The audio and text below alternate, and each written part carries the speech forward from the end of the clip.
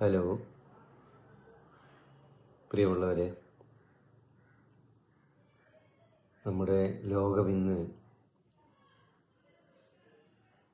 അതീവ ഗുരുതരമായ അവസ്ഥയിലൂടെ കടന്നു പോവുകയാണ്. മനുഷ്യത്വം മരവിച്ചിട്ടില്ലാത്ത മനുഷ്യർ അവശേഷിക്കുന്നുണ്ട് എന്ന് ലോകത്തിൻ്റെ പല ഭാഗങ്ങളിൽ നിന്നും ഉച്ചത്തിൽ അവർ വിളിച്ചു പറയുന്നത് കേൾക്കുമ്പോൾ നമുക്ക് പ്രതീക്ഷ വെച്ച് പുലർത്താൻ തീർച്ചയായും സന്ദർഭങ്ങളുണ്ട്. രണ്ടാം ലോക മഹായുദ്ധാനന്തരം കണ്ടതിനേക്കാൾ ഭീതിതവും സങ്കടകരവുമായ അവസ്ഥയിലൂടെയാണ് വാസ്തവത്തിൽ ഇന്ന് ലോകം കടന്നുപോയിക്കൊണ്ടിരിക്കുന്നത്. വംശഹത്യ അതിൻ്റെ പാരമ്യാവസ്ഥയിലെത്തുമ്പോൾ അത് ആഘോഷിക്കുന്നവരും ചോരയിൽ കുതിർന്ന ജീവിതങ്ങൾ കണ്ട് ആസ്വദിക്കുന്നവരും ഒരു വശത്തുണ്ടാകുന്നു എന്നത് തീർച്ചയായും മാനവിക മൂല്യങ്ങളെ, അനുകമ്പയെ, സ്നേഹത്തെ, സൗഹൃദത്തെ, ഭ്രാതൃത്വത്തെ പിന്തുടരുന്ന മനുഷ്യർക്ക് വലിയ അസ്വസ്ഥതയും ആകുലതയും നൽകുന്ന ഒരു കാര്യമാണ്. നമുക്കറിയാം, എക്കാലത്തും അധിനിവേശങ്ങളെ ജനങ്ങൾ ചെറുത്തിട്ടുണ്ട്. ചുരുങ്ങിയത് 1948 മുതലെങ്കിലും നിരന്തരം പീഡിപ്പിക്കപ്പെടുന്ന ഒരു ജനതയാണ് ഫലസ്തീനിൽ. ഇന്ന് അതിജീവനം പോലും അസാധ്യമാകും വിധത്തിൽ കണ്ണീരിൽ കുതിർന്ന് ഇല്ലാതായിക്കൊണ്ടിരിക്കുന്നത് എന്നത് നമുക്ക് എത്രമാത്രം കാണാൻ കഴിയുന്നു, എത്രമാത്രം ആ വേദന ഉൾക്കൊള്ളാനും പ്രതികരിക്കാനും കഴിയുന്നു എന്ന ചോദ്യം തീർച്ചയായും നമുക്ക് അഭിമുഖീകരിക്കാതെ നിർവാഹമില്ല. രണ്ടാം ലോക മഹായുദ്ധത്തിൽ ഒട്ടനവധി സ്കൂളുകളും അതുപോലെ തന്നെ ആശുപത്രികളും ബോംബിട്ട് തകർത്ത വൈമാനികൻ ഗാരിസ് ഡേവിസ് ആയിരുന്നു സ്വന്തം പാസ്പോർട്ട് വലിച്ചെറിഞ്ഞുകൊണ്ട് എനിക്കിനി ദേശമില്ല, ഞാനൊരു ലോക പൗരനാണ് എന്ന് പ്രഖ്യാപിച്ച് അമേരിക്കൻ ഭരണകൂടത്താൽ തടവിലാക്കപ്പെട്ടത്.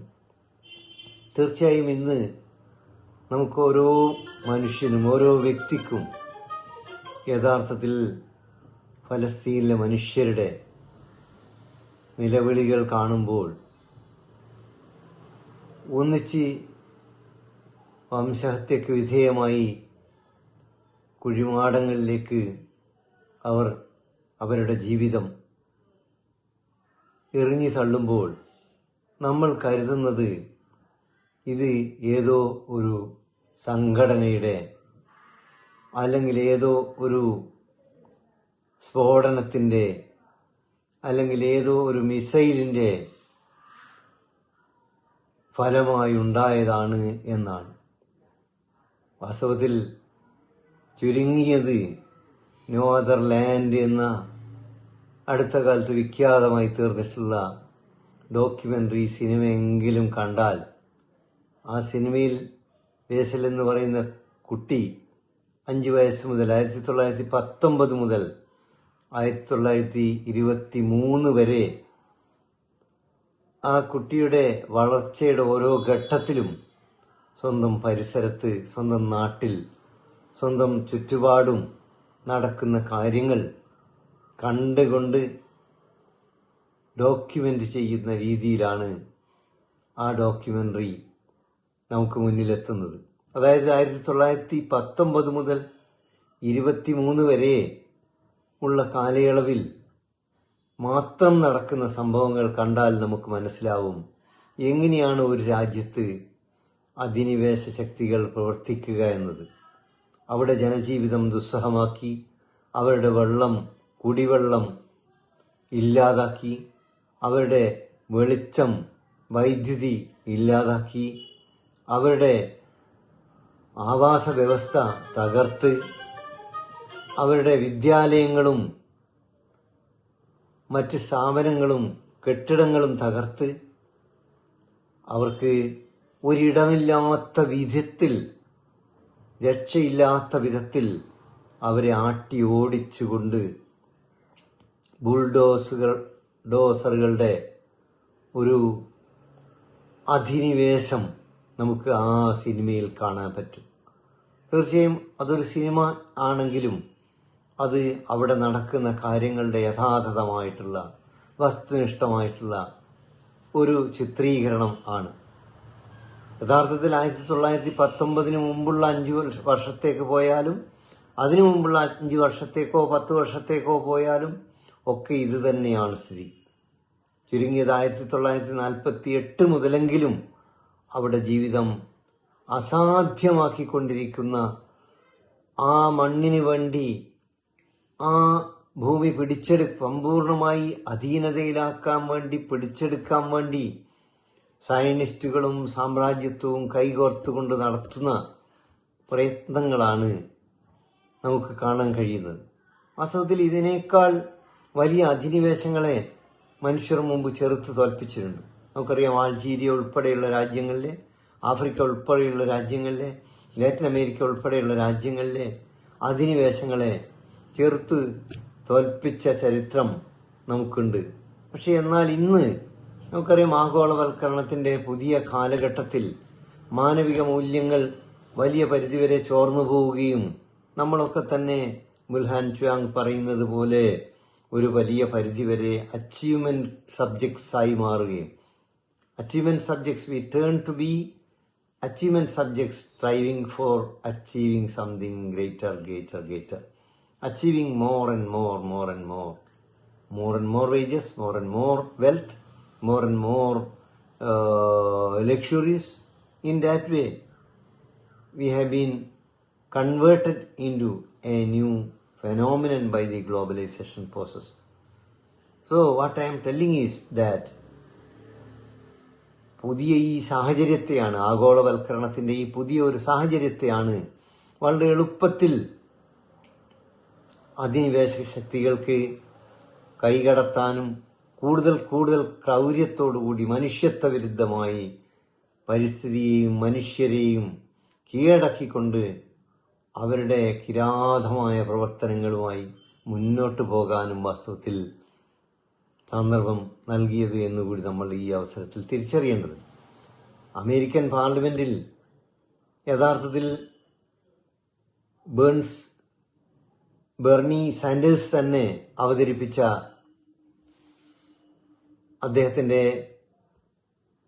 രോഷാകുലമായിട്ടുള്ള, വികാരനിർഭരമായിട്ടുള്ള പ്രസംഗത്തിൽ അദ്ദേഹം തന്നെ പറയുന്നത് പോലെ യഥാർത്ഥത്തിൽ ഗസയിലെ കുഞ്ഞുങ്ങളുടെ ചോരയിൽ അമേരിക്കയുടെ പങ്ക് ചെറുതല്ല.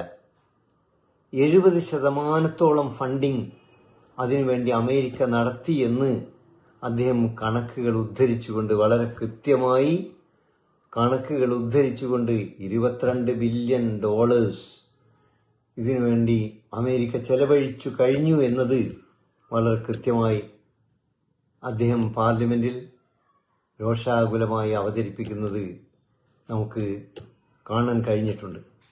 അതായത് അമേരിക്കൻ സാമ്രാജ്യത്വം, ലോക പോലീസ് എന്ന നിലയിൽ അവർ പിടിച്ചെടുക്കുന്നതെല്ലാം, അവരുടെ അധീനതയിൽ വെക്കുന്നതെല്ലാം അവരുടെ ഒത്താശയോടുകൂടി, അവരുടെ സഹകരണത്തോടുകൂടി, അവരുടെ സാമ്പത്തികവും ആയുധപരവുമായ നിയന്ത്രണങ്ങളോടുകൂടി നടത്തുന്ന എല്ലാ അധിനിവേശവും മനുഷ്യ സമൂഹം സഹിച്ചുകൊള്ളണം. ലോകത്തിലുള്ള, വാസ്തവത്തിൽ ലോകത്തെ ഇന്ന് അഭിമുഖീകരിക്കുന്ന മിക്കവാറും എല്ലാ പ്രശ്നങ്ങളുടെയും അടിസ്ഥാനമായി തീരുന്നത് യഥാർത്ഥത്തിൽ അമേരിക്കയുടെ ഈ ഭൗമരാഷ്ട്രീയവും ആയുധ കച്ചവടവുമാണ് എന്നുകൂടി ഈ അവസരത്തിൽ നമ്മൾ തിരിച്ചറിയണം. ഇന്ന് ഗസയിൽ ചുരുങ്ങിയത് 18,500-ലധികം കുട്ടികൾ കൊല ചെയ്യപ്പെട്ടു കഴിഞ്ഞു. ഐക്യരാഷ്ട്രസഭയിൽ തന്നെ അവതരിപ്പിച്ച കണക്കുകൾ പ്രകാരം 12 വയസ്സിൽ കുറഞ്ഞ 12,000 കുട്ടികൾ അവിടെ ഹീനമായി കൊല ചെയ്യപ്പെട്ടു കഴിഞ്ഞു. അതിൽ തന്നെ 3,000-ഓളം കുട്ടികൾ ഒന്നോ രണ്ടോ കാലുകൾ ഛേദിക്കപ്പെട്ട നിലയിലാണ് കൊല ചെയ്യപ്പെട്ടതെന്നാണ്. അതായത് ഹിറ്റ്ലറുടെ കുട്ടികളെ കൊല്ലാനുള്ള പ്രത്യേക പദ്ധതി T-24 എന്നോ മറ്റോ ആണ് ഇതിന്റെ പേരെന്നാണ് എൻ്റെ ഓർമ്മ. പ്രത്യേക നാമകരണത്തിലൂടെ കുട്ടികളുടെ ജിനോസൈഡിന് വേണ്ടി ഹിറ്റ്ലർ ഏർപ്പാട് ചെയ്തതുപോലെ ഒരു പദ്ധതി വാസ്തവത്തിൽ അന്ന് മർദ്ദിത വിഭാഗമായി മാറിയിരുന്ന ഒരു ജനവിഭാഗത്തിന്റെ പേരിൽ നെതന്യാഹു നടത്തുന്നു എന്ന് പറയുമ്പോൾ എത്രമാത്രം ലജ്ജാകരമാണ്. അതുകൊണ്ട് തന്നെയായിരിക്കണം അമേരിക്കയിലും, എന്തിന് ടെല്ലവീവിൽ പോലും, ഇസ്രായേലിൽ പോലും മനുഷ്യത്വമുള്ള വലിയ വിഭാഗം ജൂതവിശ്വാസികളായ മനുഷ്യർ പോലും എല്ലാ കുട്ടികളും നിരപരാധികളാണ് എന്ന ബാനറുകളുമായി, പോസ്റ്ററുകളുമായി, പ്ലക്കാർഡുകളുമായി ഇന്ന് തെരുവുകളിൽ സജീവമായിക്കൊണ്ടിരിക്കുന്നത്. നമ്മൾ തിരിച്ചറിയേണ്ട ഒരു കാര്യം, യഥാർത്ഥത്തിൽ ഇന്ന് വലിയ രീതിയിലുള്ള ഒരു തിരിച്ചറിവും വലിയ രീതിയിലുള്ള ഒരു പ്രതിരോധവും ഒരു വശത്ത് ലോകത്ത് ഉയർന്നു വരികയാണ്. നമ്മൾ നോക്കിക്കഴിഞ്ഞാൽ 44ഓളം രാജ്യങ്ങളിൽ നിന്നുള്ള 50ഓളം കപ്പലുകൾ വലിയ രീതിയിലുള്ള സന്നാഹങ്ങളോടുകൂടി ഗ്ലോബൽ സുമുദ് ഫ്ലോട്ടില എന്ന പേരിൽ ഇന്ന് ഗസയിലേക്ക് നീങ്ങാൻ സജ്ജമായിക്കൊണ്ടിരിക്കുകയാണ്. ഗ്ലോബൽ സുമുദ് ഫ്ലോട്ടില എന്നത് വെറുതെ ഒരു കപ്പൽ സഞ്ചയങ്ങളുടെ സഞ്ചാരമല്ല, മറിച്ച് അതിൽ വളരെ പ്രശസ്തരായിട്ടുള്ള, പ്രസിദ്ധരായിട്ടുള്ള തുംബർഗിനെ പോലുള്ള പാരിസ്ഥിതിക പ്രവർത്തകർ, സാമൂഹിക സാംസ്കാരിക രംഗത്ത് നിരന്തരം ഇടപെടുന്ന മനുഷ്യർ, മനുഷ്യാവകാശ പ്രവർത്തകർ, മറ്റൊട്ടനവധി മനുഷ്യത്വം ഇപ്പോഴും അവശേഷിക്കുന്ന വ്യക്തികൾ ഒക്കെ തന്നെ ഇതിന്റെ ഭാഗമായി വളരെ സജീവമായി രംഗത്ത് വന്നുകൊണ്ടിരിക്കുകയാണ്. അതുകൊണ്ട് തീർച്ചയായും ലോകം ഉണർന്ന് പ്രവർത്തിക്കാൻ തുടങ്ങുന്ന ഈ സന്ദർഭത്തിൽ ലോകത്തിലെ മാനവികത മൂല്യങ്ങൾക്ക് തകർച്ച സംഭവിച്ചിട്ടില്ലെന്നും അങ്ങനെ ആ മൂല്യങ്ങളെ തകരാൻ അനുവദിക്കുകയില്ലെന്നും നമുക്ക് സ്നേഹത്തിന്റെ, ഭ്രാതൃത്വത്തിന്റെ, സാഹോദര്യത്തിന്റെ, ഐക്യത്തിന്റെ, മാനവികതയുടെ ചക്രവാളം, അസ്തമിക്കാത്ത ചക്രവാളം ആശ്രയമായി നമുക്കൊപ്പം ഉണ്ടായിരിക്കണം എന്നും പ്രഖ്യാപിക്കുന്ന രീതിയിൽ വാസ്തവത്തിൽ ലോകത്തെ പാരീസിൽ നമുക്ക് കാണാം, ബെർലിനിൽ നമുക്ക് കാണാം, ലണ്ടനിൽ നമുക്ക് കാണാം, USA പല നഗരങ്ങളിലും നമുക്ക് കാണാം. ലോകത്തിന്റെ മറ്റ് ഇതര ഭാഗങ്ങളിലെല്ലാം തന്നെ ഇന്ന് വലിയ രീതിയിലുള്ള ഐക്യദാർഢ്യങ്ങൾ സംഭവിച്ചുകൊണ്ടിരിക്കുകയാണ്. ഈ ഐക്യദാർഢ്യങ്ങളും സാമ്പത്തിക സഹായങ്ങളും ഭക്ഷണ വിതരണങ്ങളുമൊക്കെ തടയുന്നതിനു വേണ്ടി സയനിസ്റ്റുകളും നെതന്യാഹുവിന്റെ നേതൃത്വത്തിലുള്ള മനുഷ്യത്വ വിരുദ്ധമായ വംശഹത്യയിൽ അഭിരമിക്കുന്ന സാമ്രാജ്യത്വവും തീർച്ചയായും മറുവശത്ത് നിരന്തരം പ്രവർത്തിച്ചുകൊണ്ടിരിക്കും. പക്ഷെ തീർച്ചയായും ജനങ്ങളുടെ ഇച്ഛാശക്തിക്ക് മുമ്പിൽ, അവരുടെ സംഘടിതമായ മുന്നേറ്റങ്ങൾക്ക് മുമ്പിൽ സാമ്രാജ്യത്തിനും അതുപോലെ തന്നെ സയനിസ്റ്റുകൾക്കും മുട്ടുമടക്കേണ്ടി വരും, പിന്മടങ്ങേണ്ടി വരും എന്ന് തന്നെയാണ് നമുക്ക് പ്രതീക്ഷിക്കേണ്ടത്. അതുകൊണ്ട് ഓരോ മനുഷ്യനും, ഓരോ വ്യക്തിയും കഴിയാവുന്ന എല്ലാ സന്ദർഭങ്ങളിലും ഫലസ്തീൻ എന്ന് പറഞ്ഞുകൊണ്ടിരിക്കുക. ഫലസ്തീൻ ഇനി ഇല്ല എന്ന് നെതന്യാഹു പ്രഖ്യാപിക്കുമ്പോൾ ഫലസ്തീൻ ഫലസ്തീൻ ഫലസ്തീൻ എന്ന് ആവർത്തിച്ച് പറയുവാനുള്ള ആർജവമാണ്, അതിനുള്ള സന്മനസ്സാണ് ഓരോ മനുഷ്യരിൽ നിന്നും, ഓരോ അക്കാദമിക സമൂഹത്തിലെ വ്യക്തികളിൽ നിന്നും, ഓരോ സാംസ്കാരിക പ്രവർത്തകരിൽ നിന്നും, ഓരോ രാഷ്ട്രീയ ബോധമുള്ള, സാമൂഹിക ബോധമുള്ള പൗരനിൽ നിന്നും, പൗരയിൽ നിന്നും സമൂഹം പ്രതീക്ഷിക്കുന്നത് തീർച്ചയായും അതുണ്ടാവട്ടെ എന്ന് മാത്രം അഭിവാദ്യം.